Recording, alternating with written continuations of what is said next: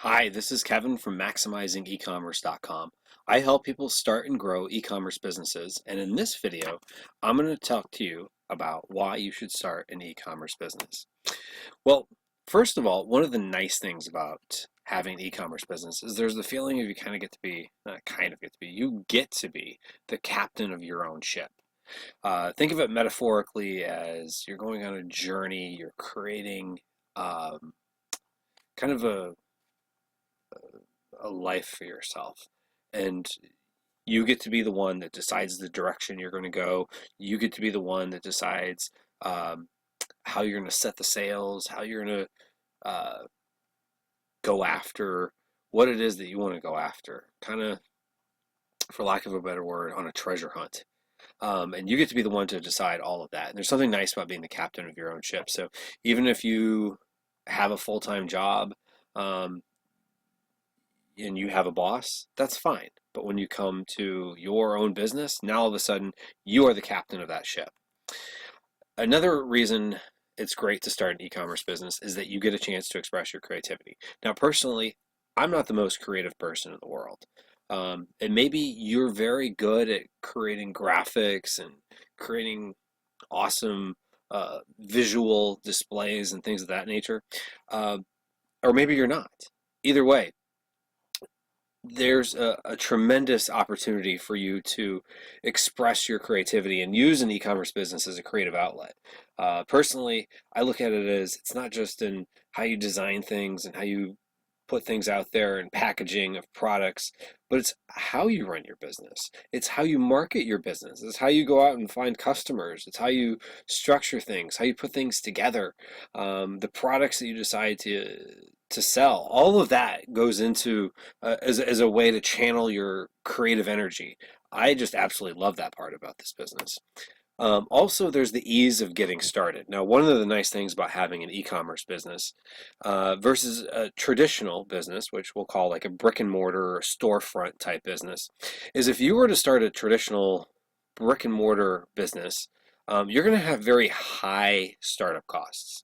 If you think about it, you wanted to open up a McDonald's. If you even got the franchise contract, you'd probably be spending upwards of $1 million on the franchise fees, on the real estate, the lease, the all that fun stuff. There's a lot of money that's involved in it, and you may not see any profit for a long period of time. And then in most businesses, there are going to be those leases. So think of it this way. So if you have a storefront, you have to pay for that building, whether it be a lease or a mortgage or something. You're paying a lot of money, and that's going to be a long time contract. Uh, and that's money they're putting out every month, regardless of whether you're busy or you're not busy. And that's a big fixed cost. And that's why, and we'll talk a little bit more about this.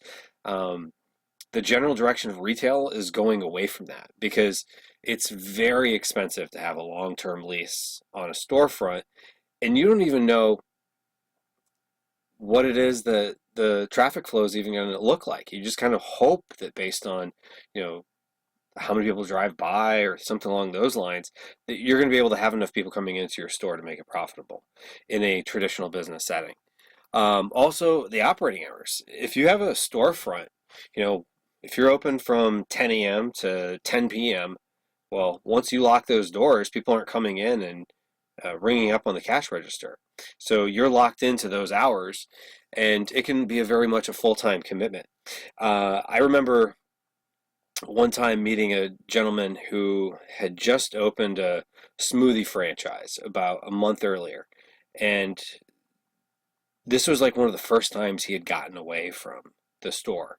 He basically was saying from sun up to sundown, he was opening and he was closing the place every single day.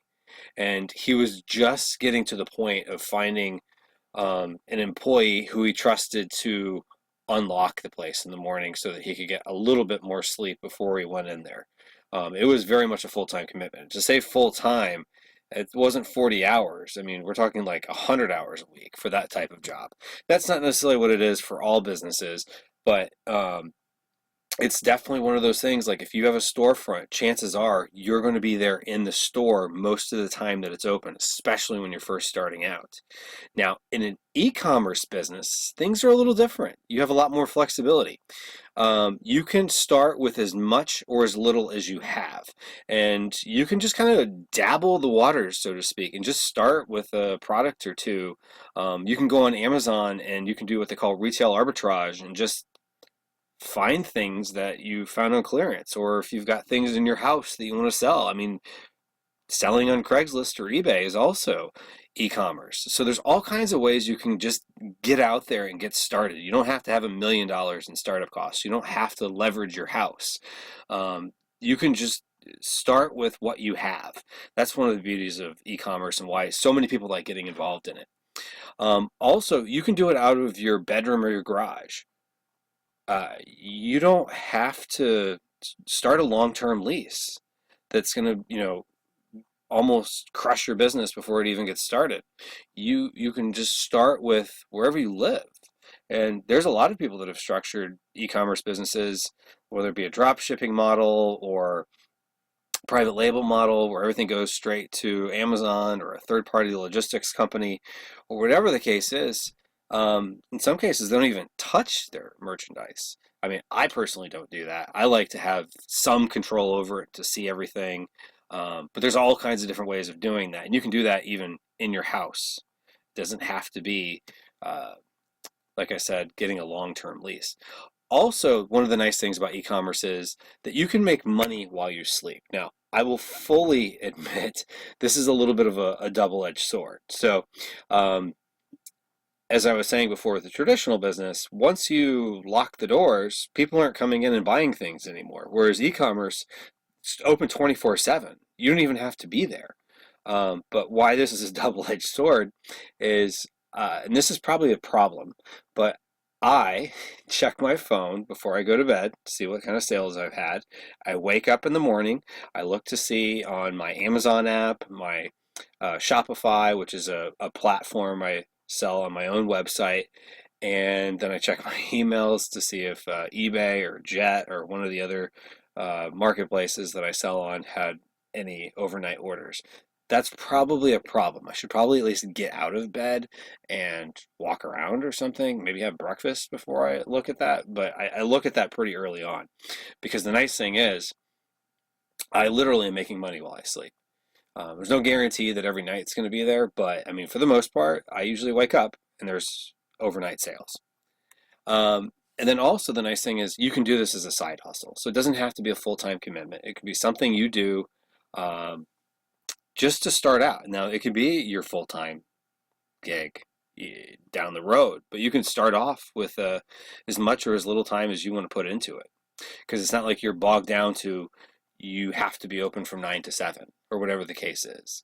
You can just let it do its thing, and the internet will hopefully bring people to you, whether it be through Amazon or through your own website or wherever the case is, that you don't have to worry about manning it. The systems are already in place. People put in their credit card, they buy. You just got to worry about getting it shipped to them. Now, also the nice thing about e-commerce is it's really the direction that retail business is going. I mean, it seems like every time I look, there's another story about a company that's closed down or gone into bankruptcy or is closing down stores. I mean, you just see it all the time. And with e-commerce, that's really the direction that business is going because as people find new ways to go online with their phones, with their tablets, with their computers, they're buying online. And some of the giants of business more and more are not those brick and mortar stores, but are e-commerce companies. And many of them are e-commerce companies that you can work with, like Amazon, for example. Amazon is now worth more than Sears, Macy's, and Target combined, which is mind-blowing. I mean, Amazon didn't come out until, I'm dating myself here, but I was in high school when Amazon started. I mean, Sears, Macy's, and Targets were the giants of the business. And now a company that wasn't even around until I was in high school has now overtaken three of the kings of retail. Uh, which is crazy. But that's the direction people are going. People are liking the idea of just buying online without having to go into a store and just have it delivered to them. Now, one of the also the nice things is in a retail traditional business, if you want to get people to purchase, they have to come to you. So you're a little bit more restricted, I guess you could say, to the people in your general geographic region. Whereas with an e-commerce business, that's not the case. You literally could sell across the world. Once you get set up with whatever the requirements are in certain countries to get set up, which aren't as hard as you might think they would be, but you can sell pretty much all over.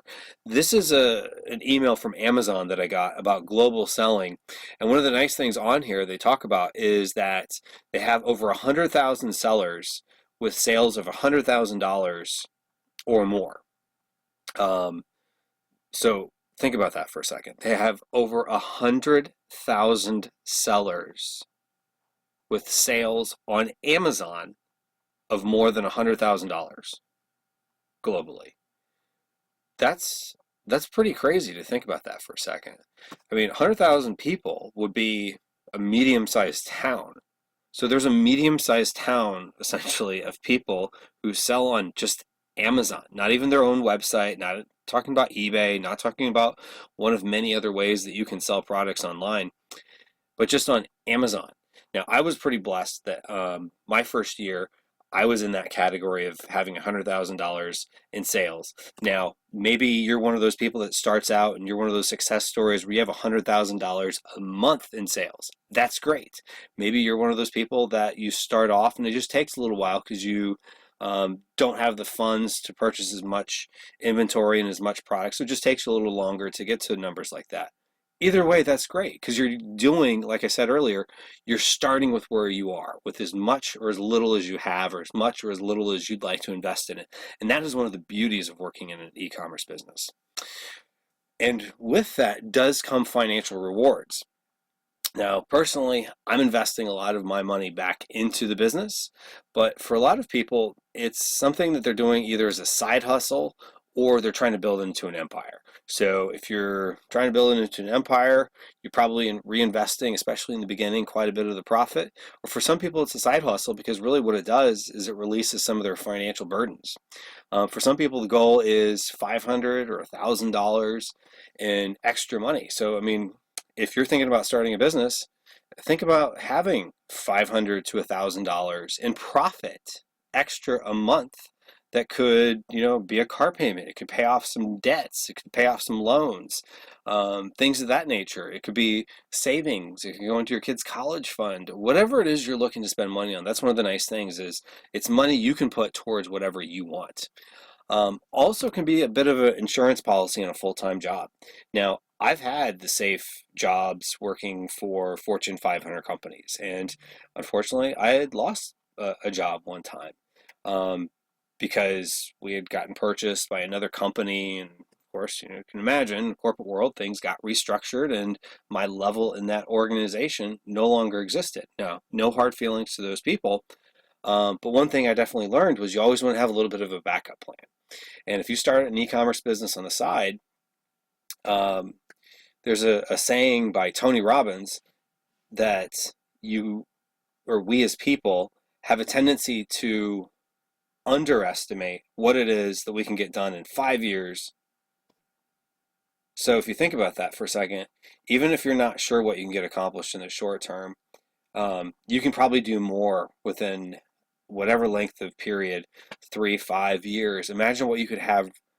So if something did happen to your job in a few years down the road and you had a business like this set up that basically would be your insurance on your full-time job, because you never know what's coming down the road. That's one of the nice things about it. Or it could just be one of those things, like I said, it's a side hustle, it's creative outlet, it's a way to make a little bit of extra money.